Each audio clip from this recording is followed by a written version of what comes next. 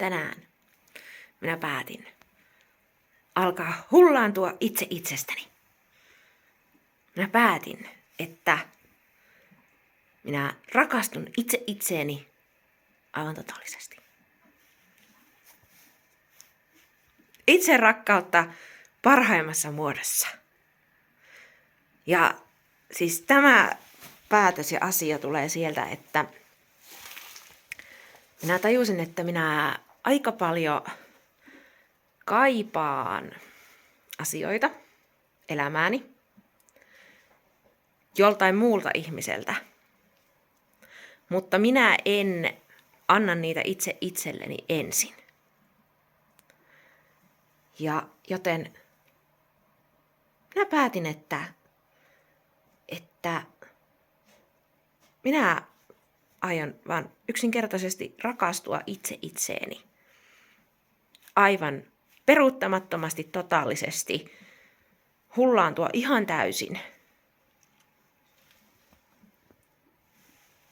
Olen täällä siivoamassa pihattoa. Niin, täällä paskanluonnin seassa on aivan mahtava saada tämmöisiä aha-elämysasioita. Mutta mä en vielä ihan ole varma, mitä tämä tarkoittaa. Musta tuntuu, että mä oon jo aloittanut tätä. Mä oon aloittanut tätä sillä, että mä esimerkiksi ostin aivan ihanan tuoreen mangon tuoksuisen suihkusaippuan. Ja joka ikisen kerran, kun mä käytän sitä, niin mulla tulee semmoinen olo, että oi, ihana on tämä tuoksu. Ja mulla tulee hyvä olo. Sitten mä oon aloittanut sitä sillä, että mä oon ruvennut sitä meal preppausta tekemään. Eli mä oon pitänyt huolta omasta ruokahuollostani, että mä syön tarpeeksi ja että mä syön tarpeeksi monipuolisesti päivittäin. Ja mä oon tehnyt erilaisia ruokia, joka on musta ihan mahtavaa, koska mä rakastan ruokaa. Mutta mä en useinkaan jaksa tehdä sitä itse itselleni. Niin nyt mä oon ottanut senkin harppauksen siinä. Ja sitten mä oon ruvennut pitämään huolta kehostani myös sillä, että mä oon ruvennut sauvakävelemään ja mä oon ruvennut tekemään pilatesta ja vähän jopa venyttelemään. Siis semmosia asioita, joista tulee mulle fyysisesti hyvä olo. Niin ehkä mun on tarkoitus nyt lisätä myös sitä henkistä puolta. Että mä useammin pysähtyisin itseni äärelle sanomaan, että vitsi, sä oot kyllä hyvä tyyppi. Vitsi, mä rakastan sinua. Vitsi, että miten noin mahtava ihminen on edes olemassa. Tiedätkö? Itse rakkautta parhaimmillaan. Mahtava tilanne. Jatketaan pihaton parissa. Hopeakurssilta. Ja oh my god. Joku haluaa kans katsoa läheltä. Niin. Se on valmis. Se on kiiltävä. Ja siinä on karneoli. Karneoli on, mä en tiedä mistä tämä kyseinen karneoli on, mutta karneolia saa muun muassa Intiasta. Ja karneoli on yksi vanhimpia parantavia kiviä. Sen uskotaan parantavan asioita. Itse asiassa käydään katsoa mitä muuta siinä oli, kun mä en muista. Mulla on täällä siis tämmönen boksi kiviä. Hyvän olon kivi, rohkeus, myötätunto. Ja tämä. Ja se on nyt valmis. Siinä on muuten aika monta työvaihetta tämmöisen yhteen sormukseen. Tää sormus on se, minkä mä isonsin viime kerralla. Nyt seuraavalle kerralle mä päätin ruveta tekemään. Mulla on siis hävinnyt, todennäköisesti tipahtanut. Mä oon ostanut tän Lapista. Niin tämmönen korvis. Niin mä rupean tekemään tälle parin. Niin saan opetella vähän lisää juottamista ja näitten, mitähän nää oli. Mä en muista näitten juttujen nimeä. Mut semmosia tommosia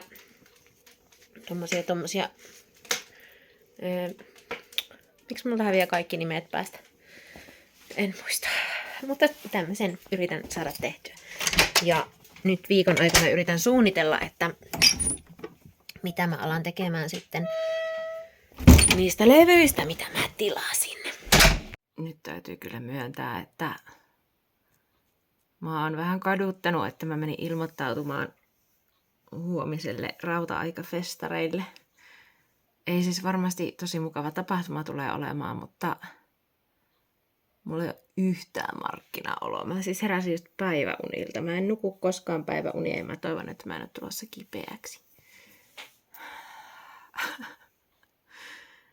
On semmonen, on niin, kun on muutama kuukausi nyt viimeisimmästä markkinoista ja tammikuu oli tosi semmonen, niin kuin ei jaksanut, ei kiinnostanut oikein hirveästi mikään, niin se olotila vähän vielä jatkuisi, mutta autoa pakkaamaan.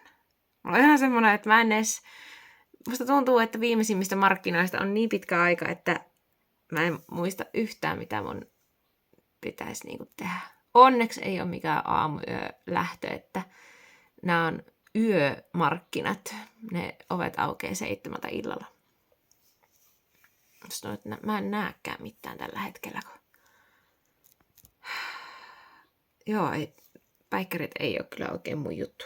Ihan menee pää sekaisin. Mutta siis mulla on vaan metrin kokoinen pöytäpaikka. Metri kertaa 60 senttiä. Ja en todellakaan tiedä, mitä mä oon ajatellut, kun mä ilmoittauin. 5 tuntia, yli 5 tuntia ajoaika metrin kokoiselle pöydälle. Onneksi ne on sentään sisällä. Ja siis siinä on tulossa 3 eri bändiä. Olikohan Noiduin, Kallomäki ja Korvus ehkä. En ole ihan varma. Nämä on vähän semmoisia raskaamman metallin bändejä tämmöisellä keskiaikavivahteella. Ja se Corvus Corax on ihan Saksasta lähtöisin, että siellä on ihan tämmöistä ulkomaanvahvistusta. Ja mä oon muutaman kerran kuullut Kallomäkeä ainakin, ehkä myös Noiduinta. Niin ihan siis hyvää musiikkia, jos tykkää semmoista raskaammasta metallista. Ei mitään siinä. Mut vähän. Mä yritän tsempata itteeni nyt semmoiseen markkinahumumuudiin. Näyttääkö siltä? Haluatko sinäkin sanoa jotakin? Joo. On aamu.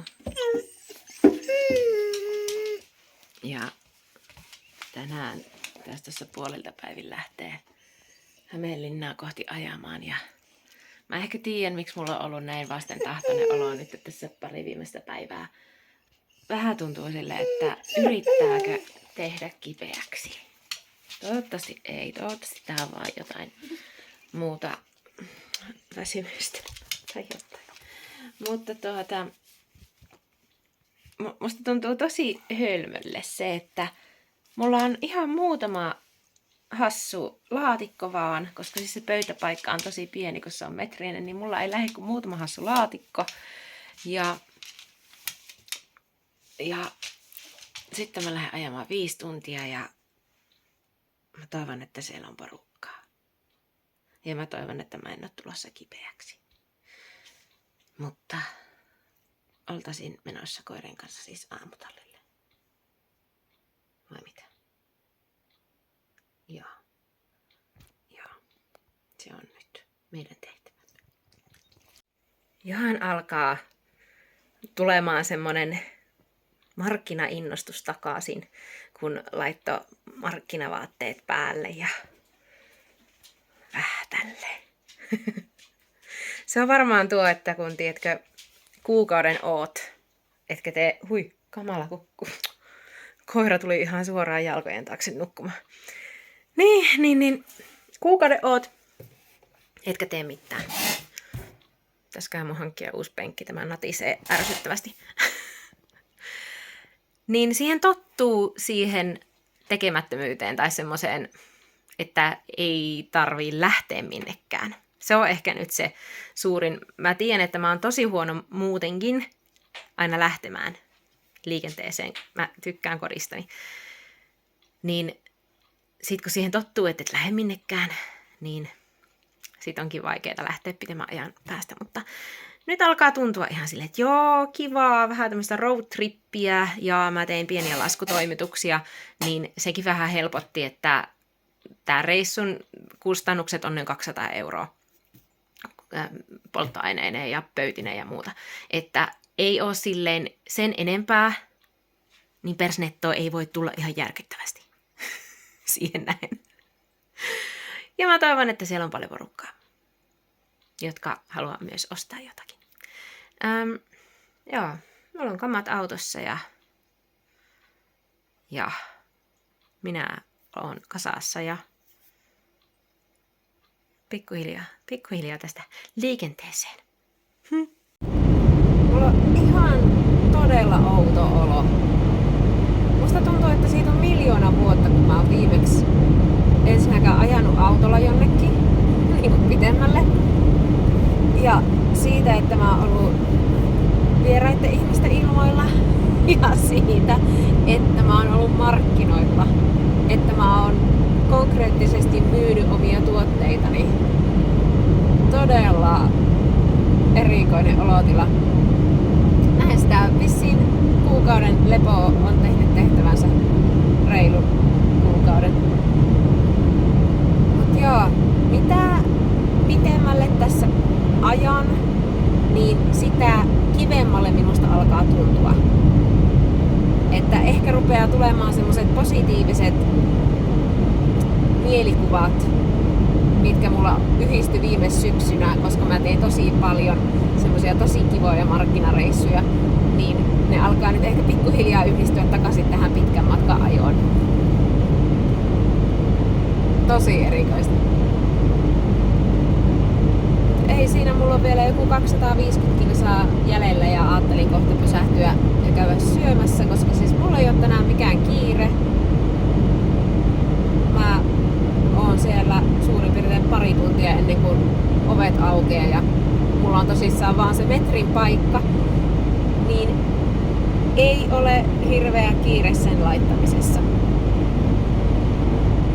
Toivottavasti mulla on kaikki mukana. Festarimatka.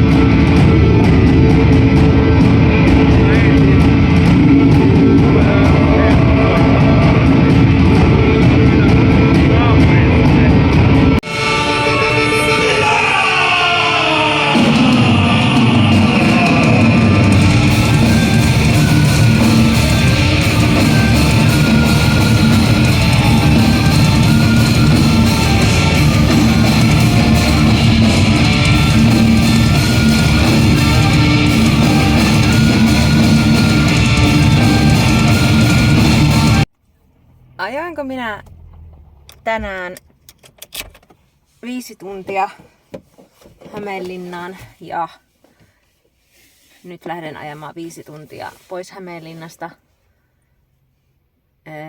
sen takia, että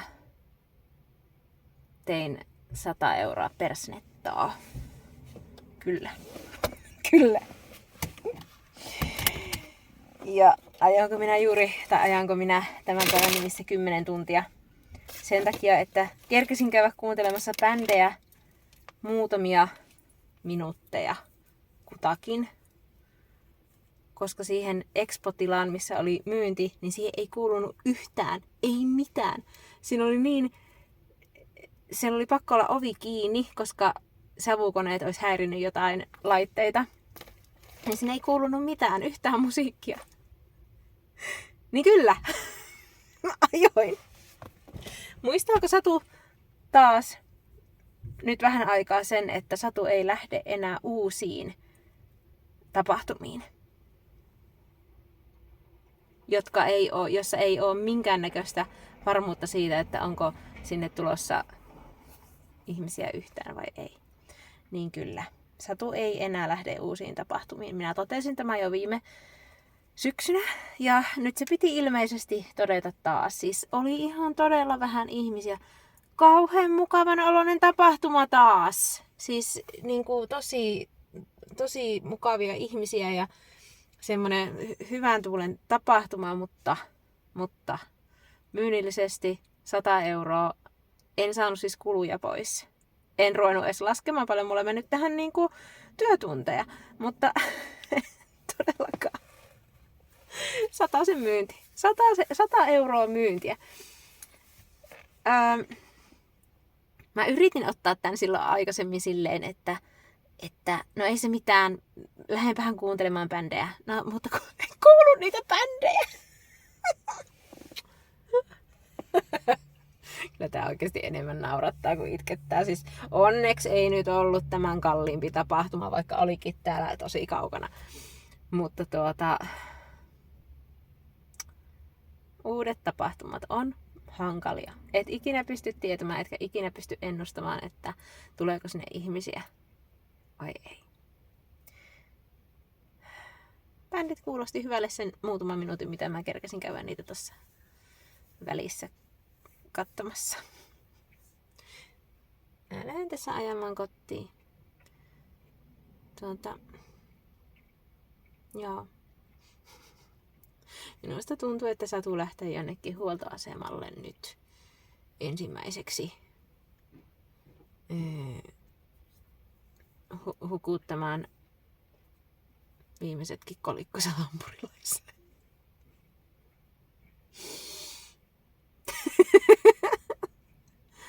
Olipahan tämmönen. Tätä voi jo kutsua antikliimaksiksi. Ei se mitään. Ei se mitään. Oppirahoja. Tämä.